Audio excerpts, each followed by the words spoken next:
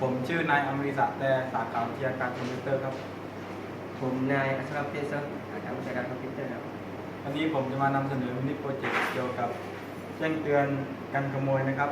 ก็คือจะมีอุปกรณ์ดังนี้นะครับก็คือ1อันตราโซนิกนะครับ2ก็คือบัสเซอร์3ก็คือบอร์ด Arduino Uno R3 นะครับก็4หลอดไฟ LED สีแดงนะครับครับการทดลองของเราก็จะมีดังนี้ครับก็คือจะมีวัตถุอยู่บนเซ็นเซอร์ครับถ้าเมื่อนำวัตถุออกจากนั้นก็จะมีเสียงเตือนขึ้นมาพร้อมมีไฟกระพริบสีแดงนะครับผมก็